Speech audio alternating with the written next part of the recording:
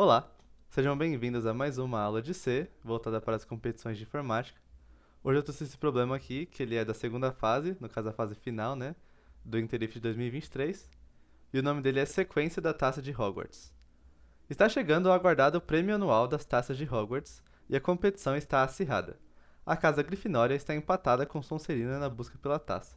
No entanto, o destino da vitória depende de desvendar uma sequência geométrica mágica escondida.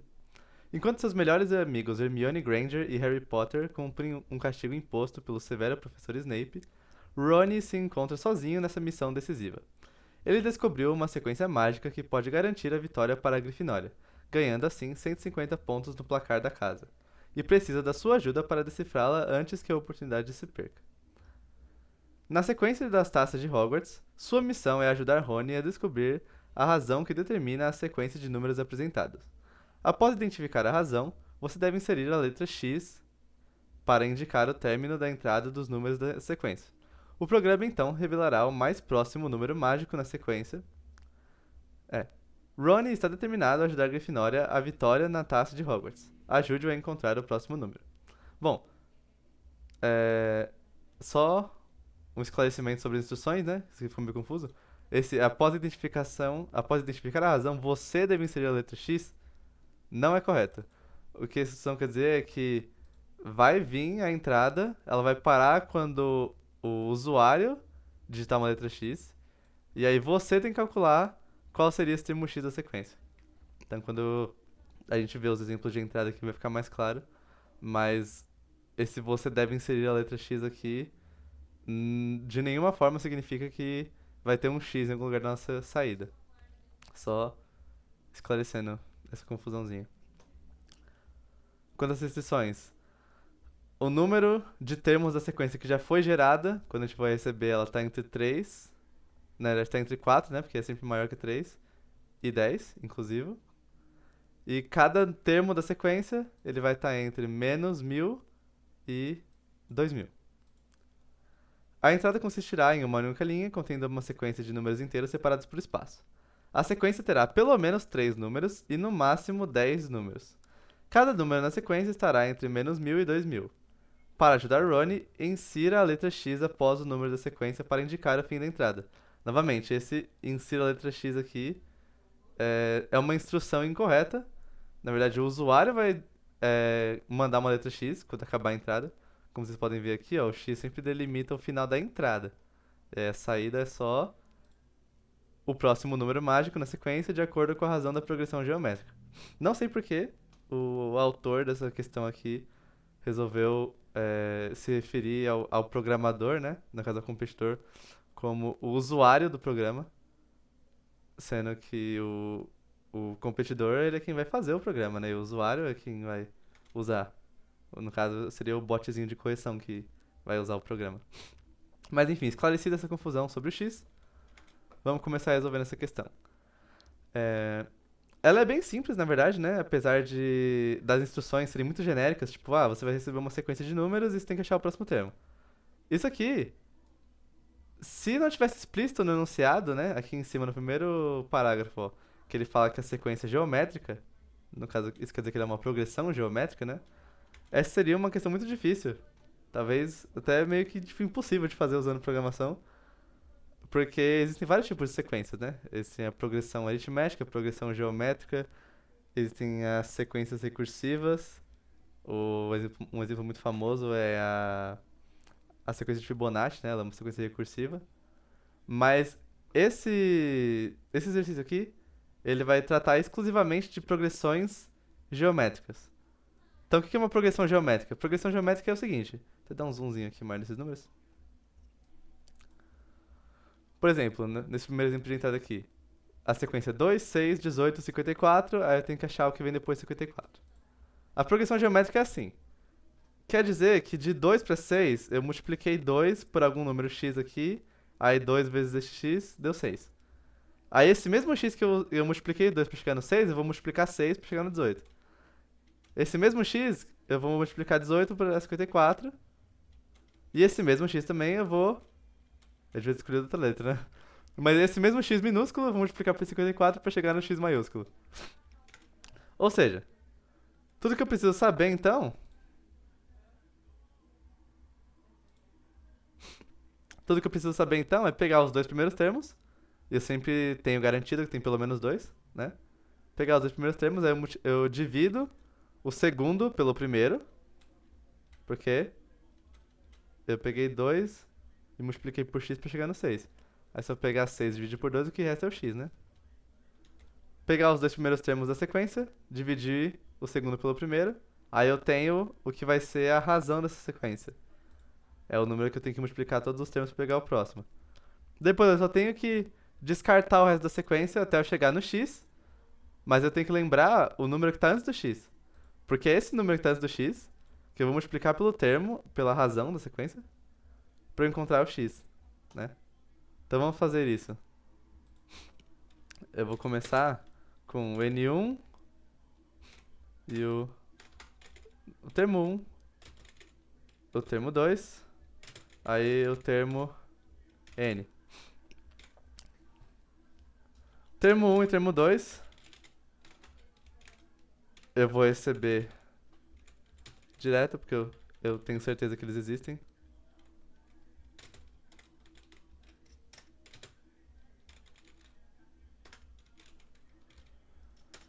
E aí eu vou calcular a razão da sequência, que é o termo 2 dividido pelo termo 1. Aí agora o que eu tenho que fazer é ir recebendo o resto da sequência, mas eu não vou fazer nada com eles, eu vou só descartar esses valores. A única coisa que eu preciso lembrar quando eu chegar no x é o número que veio antes dele. Então o que acontece? Eu podia declarar uma variável aqui, na verdade eu vou, para receber o próximo valor. Aí a gente pode pensar, né? Pô, essa é uma sequência numérica, então eu vou declarar um int para ser o próximo número. E aí eu vou receber o resto da sequência aqui. Mas por que isso não funciona, né? Por causa que no meio dessa sequência pode brotar um x a qualquer momento. Que é não texto, né? O x é um caractere alfabético. Ou seja, só pelo fato de que pode ter a chance de eu receber um caractere alfabético em algum momento da minha sequência, eu vou primeiro receber a entrada, eu vou primeiro receber o próximo termo em formato de string, aí eu vou ver se essa string ela é um número, aí se ela for um número eu vou converter para inteiro, de string para inteiro. Então, como eu vou receber temporariamente com string, né? Quando a gente quer receber um valor e guardar ele temporariamente numa variável, a gente chama essa variável temporária de buffer.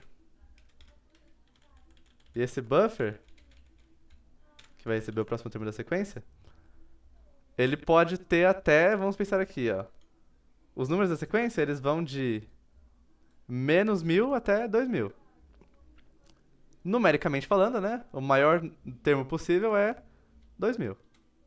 Mas, alfabeticamente falando, em tamanho da sequência de caracteres, o número mais longo seria o menos 1000. Porque tem 4 caracteres só para os números, mais um caractere pro menos. Então ele tem 5 caracteres. E além disso, para toda string eu tenho que ter sempre espaço para o terminador nulo no final dela. Então, esse meu buffer aqui ele vai ter espaço para 6 caracteres. Contando com o fato de que talvez eu receba um menos 1000. E aí com esse buffer aqui eu vou fazer o quê? Eu vou eu vou ficar lendo valores para ele em formato de string mesmo. Aí eu vou ver se no meu buffer eu já cheguei no x. E no caso eu vou ficar lendo valores enquanto eu não cheguei no x, por isso que eu coloquei um diferente.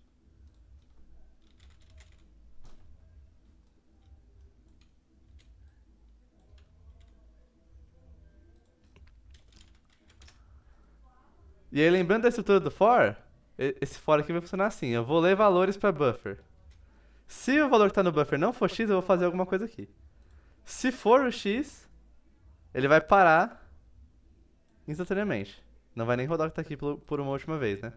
Então o que eu vou fazer aqui dentro desse bloco de código é converter o número que está no buffer, se ele não for x, ele é um número. Eu vou converter esse número que está no buffer pro termo n.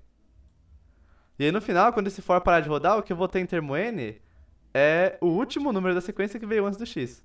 E é por ele que eu vou multiplicar a razão.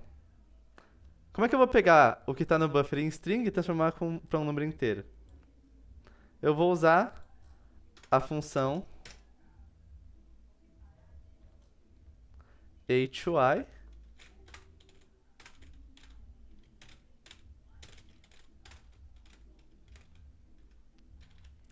no buffer.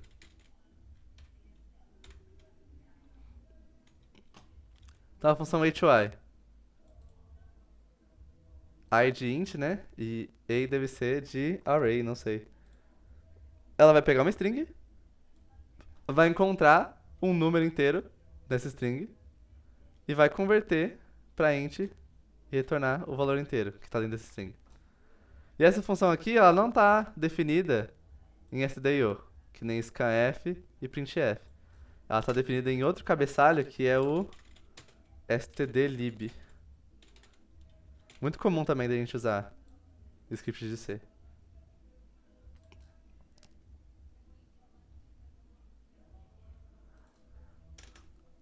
Aí beleza, depois que eu cheguei no x, termo n é o último número nessa sequência.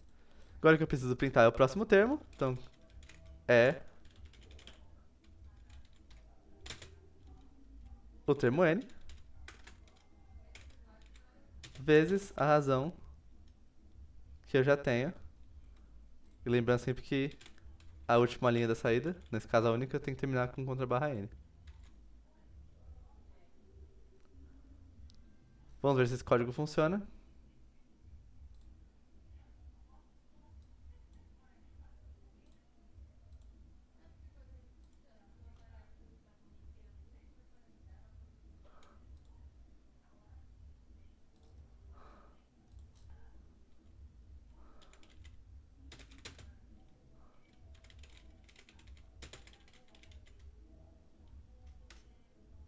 Opa. Ah, claro. Ó, quando eu leio o próximo valor para buffer, o x ele vai estar só no primeiro caractere, né? Ele não vai ser o array inteiro. Então por isso deu esse erro aqui de comparação entre ponteiro e inteiro.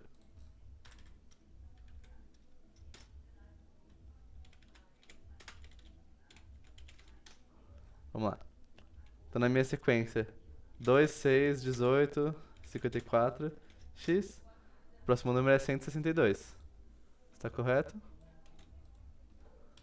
Vamos ver para a próxima sequência. Menos 48. Reparem que nessa progressão geométrica aqui, a razão é 2. Nessa aqui era 3, né? Então 2 vezes 3 dá 6, 6 vezes 3 dá 18. Aí nessa aqui é 2. Então menos 3 vezes 2 dá menos 6, menos 6 vezes 2 dá menos 12 e assim por diante. Na próxima, é 3 de novo também.